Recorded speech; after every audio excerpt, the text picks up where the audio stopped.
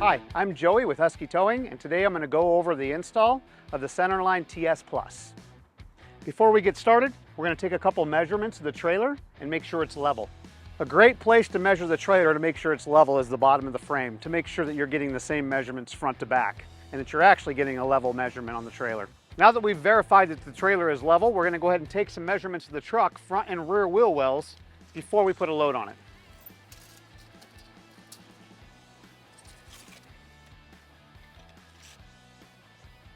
We're now going to move on to installing the hitch head. We're also going to need to take some measurements from the truck side as well. So first we're going to start out by installing this extended shank. Now that we've got the trailer level, we're going to take a measurement from the ground to the top of the trailer ball. We're going to apply that measurement to the height of the hitch head. We want to make sure that this ball is setting about level or 1 inch above the height of the trailer.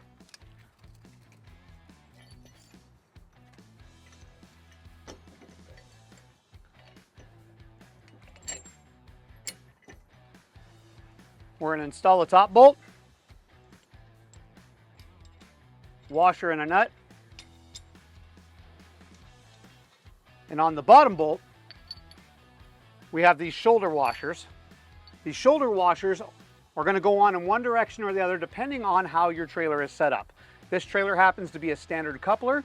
There's also instructions in the book for installing this on an underslung coupler. This one here, being that it's a standard coupler, this washer hole will face towards me.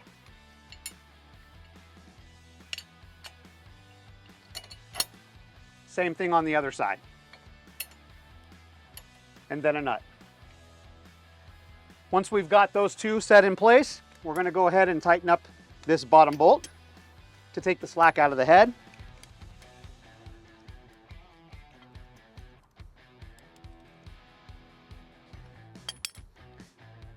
And tighten up the nut.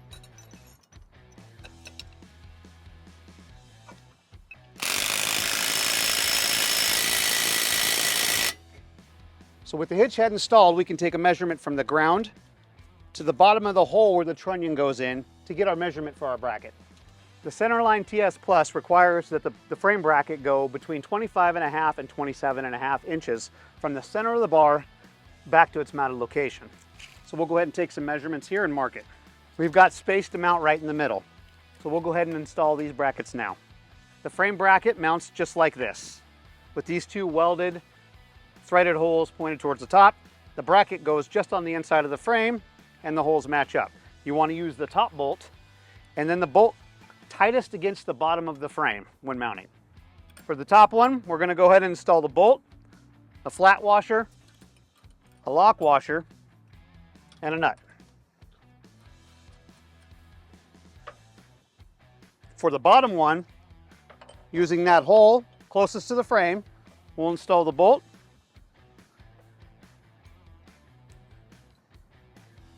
a flat washer,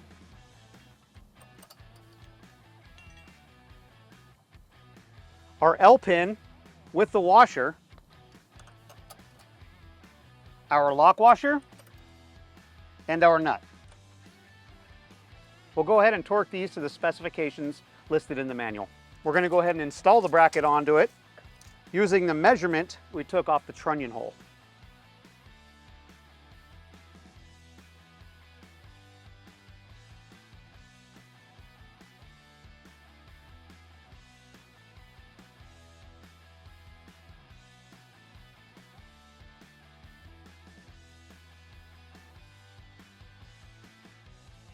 We're going to do the same thing on the other side.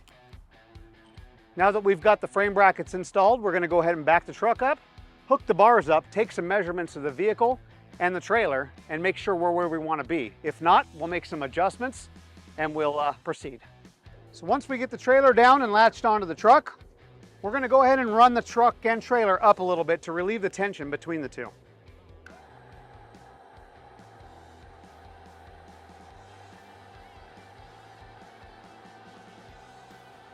In a lot of cases, we can get the truck and trailer up far enough that we can slip the bars on and not use the lift tool, but we're going to go ahead and use the lift tool so I can show you how to use that in that event. To install these bars, label up, We're going to slide them into the trunnion pockets.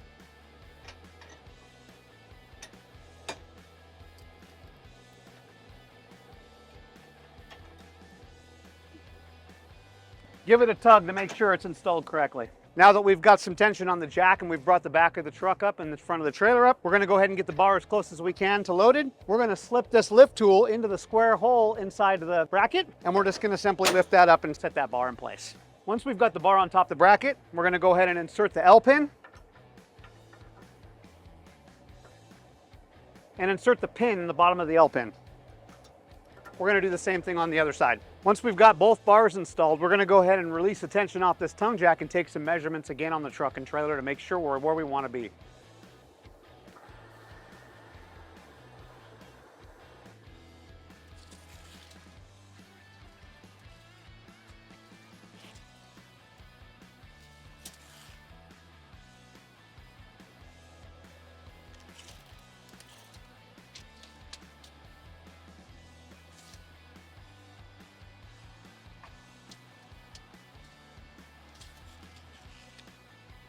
Now that we've got the truck and trailer exactly where we want it, we're going to go ahead and finish hooking up here, and we're going to take it for a test tow.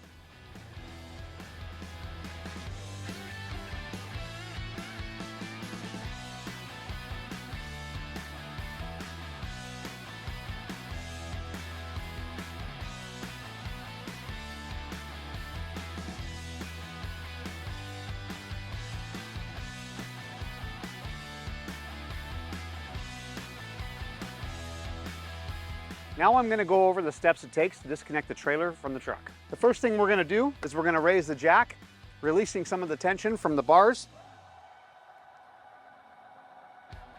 Next, we're going to remove the pin that holds in the L pin.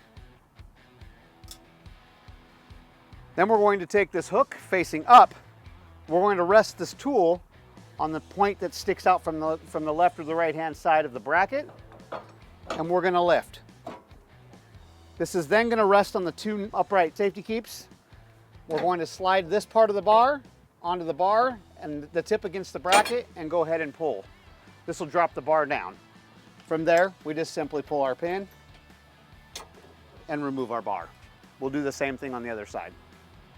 Once we've removed both bars, we'll then lower the trailer back down, remove our pin, unhook our coupler, and raise the trailer back up. Once we've disconnected our chains and our power cord, we're ready to pull the truck ahead. For more information on this product or any of our other great products, visit us at huskytow.com.